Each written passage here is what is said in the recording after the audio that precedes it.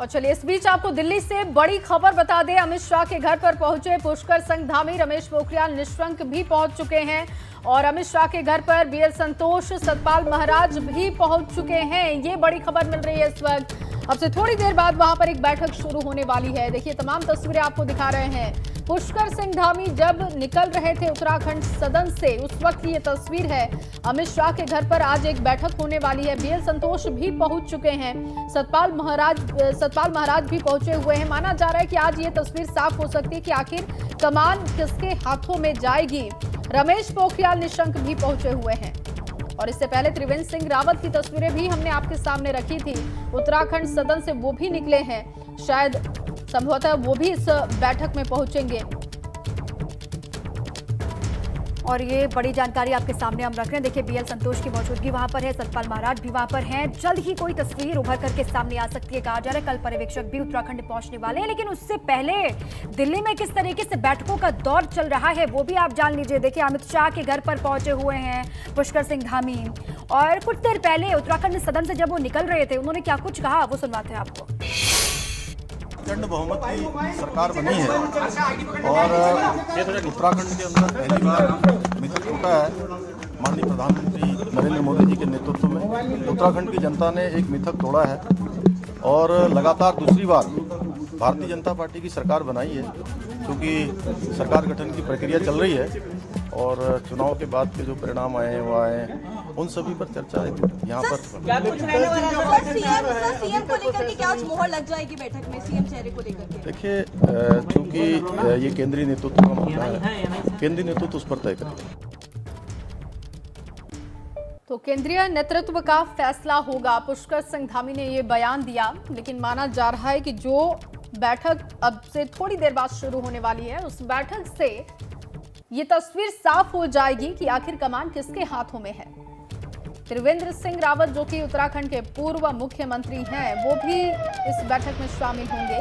रमेश पोखरियाल निशंक अमित शाह के घर पर पहुंच चुके हैं। तमाम तस्वीरें आपको दिखा रहे हैं। बीएल संतोष भी पहुंचे हुए हैं, सतपाल महाराज भी हैं। तमाम बड़े नेता भारतीय जनता पार्टी के वो पहुंचे हुए हैं। इसी खबर पर ज्यादा जानकारी के साथ अविनाश मेरे सहयोगी दिल्ली से जुड़े हुए हैं। अविनाश, क्या बैठक को लेकर जानकारी इस वक्त आपके पास, कौन कौन अब तक पहुंचा हुआ है?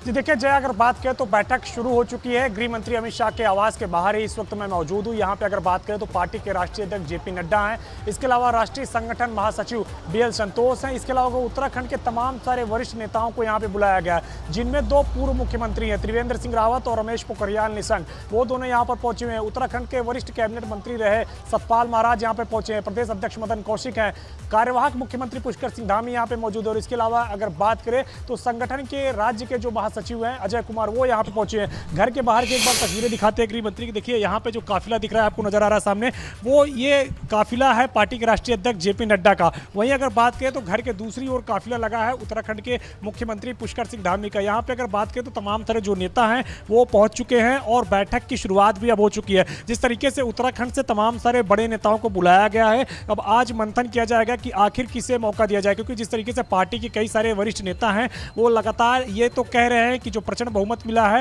वो प्रधानमंत्री नरेंद्र मोदी के नेतृत्व में मिला है, लेकिन सीएम के नाम को लेकर कुछ नहीं बोल रहे हैं। अभी एक दिलचस्प बयान भी आपको बताता हूं। जब पूर्व मुख्यमंत्री त्रिवेंद्र सिंह रावत उत्तराखंड सदन से निकल रहे थे तो उन्होंने यहां तक कह दिया कि जो उन्होंने 4 साल काम किया है उसी काम का नतीजा है कि उत्तराखंड में प्रचंड बहुमत मिला है। यानी कि उन्होंने पुष्कर संघधामी जो कि अभी कार्यवाहक मुख्यमंत्री हैं उनको श्रेय नहीं दिया है, श्रेय दिया है प्रचंड बहुमत मिलने का प्रधानमंत्री नरेंद्र मोदी को और अपने कामों का। तो यह बड़ी दिलचस्प राजनीति है उत्तराखंड की। और तमाम सारे नेता जब यहाँ पे पहुंचे हैं तो उन नेताओं से फीडबैक भी लिया जाएगा कि किस तरीके से राज्य में नए मुख्यमंत्री का चयन किया जाए। और इसी यही वजह है कि तमाम सारे वरिष्ठ नेताओं को गृह मंत्री ने अपने घर पे बुलाया है और तमाम सारे वरिष्ठ नेता अपना अपना यहाँ पे फीडबैक देंगे, जिसके बाद फिर पार्टी आला कमान जो है ये तय करेगा कि उत्तराखंड का अगला मुख्यमंत्री किसको बनाया जाए। क्योंकि कई सारे ऐसे लोग हैं जो इस बात को तो कह रहे हैं कि पार्टी में जिस तरीके से यहाँ विजय मिले लेकिन मुख्यमंत्री हार गए हैं, तो मुख्यमंत्री को कई लोग रिपीट करने की बात कह रहे हैं। तो कई लोग ये भी कह रहे हैं कि प्रधानमंत्री प्रधानमंत्री नरेंद्र मोदी की वजह से ये जीत मिली है।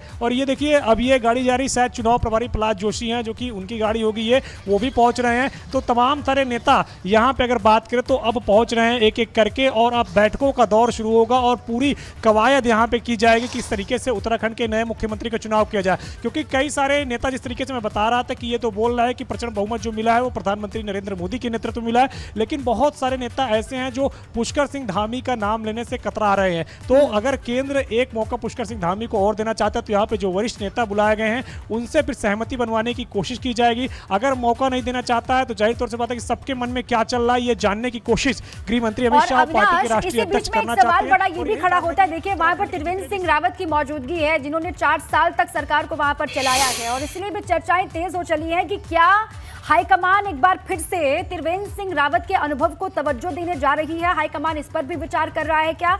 आपको क्या वहां पर दिखाई देता है? क्योंकि त्रिवेंद्र सिंह रावत ने भी जिस तरीके से बात आपने की, उन्होंने भी कहा, वो मीडिया के सामने आते हैं, वो कहते हैं कि 4 साल में जो काम हुआ और पीएम मोदी को श्रेय उन्होंने दिया, पुष्कर सिंह धामी का जिक्र नहीं किया। इसके पीछे के मायने क्या है और क्या हाईकमान उनके नाम पर भी विचार कर रहा है? जी देखिए, अगर बात करें तो हाईकमान किसके नाम पे विचार कर रहा है ये कहना अभी जल्दबाजी होगी, लेकिन ये जरूर है कि केंद्रीय आलाकमान ये जानना चाहता है कि उत्तराखंड के जो तमाम सारे नेता हैं उनके मन में क्या चल रहा है, वो क्या चाहते हैं, वो आगे किस तरीके से उत्तराखंड के नए मुख्यमंत्री का चुनाव होते हुए देखना चाहते हैं। तो इसीलिए आज केंद्रीय आलाकमान ने तमाम सारे नेताओं को बुलाया है, और जिस तरीके से आज त्रिवेंद्र सिंह रावत ने अपना बयान दिया है वो अपने आप में सब कुछ जाहिर कर देता है। पुष्कर सिंह धामी चुनाव हार चुके हैं और चुनाव हारे हुए व्यक्ति को कभी भी भारतीय जनता पार्टी ने मुख्यमंत्री नहीं बनाया है, लेकिन ये नई बीजेपी है, ये चौंकाने वाला फैसला करती है और ये हमेशा चौंकाती भी है। तो क्या इस बार भी चौंकाएगी या फिर जिस तरीके से परिपाटी रही है कि हारे हुए व्यक्ति को मुख्यमंत्री नहीं बनाया जाता उसी परिपाटी पे चलेगी? चूंकि अगर बात करें तो यहाँ पे तमाम सारे नेता पहुंच गए हैं, अब तमाम सारे नेताओं से फीडबैक लिया जाएगा कि क्या चाहते हैं। और जिस तरीके से त्रिवेंद्र सिंह रावत ने निकलकर बयान दिया वो वाकई में काफी ज्यादा चौंकाने वाला है, क्योंकि तमाम सारे नेता जहां एक तरफ ये कह रहे थे कि मुख्यमंत्री पुष्कर सिंह धामी की जो लीडरशिप है उसकी बदौलत उत्तराखंड में जो राज्य की सरकार है फिर से एक बार रिपीट कर सकी है, और इसके अलावा अगर बात करें तो प्रधानमंत्री नरेंद्र मोदी का मार्गदर्शन रहा है।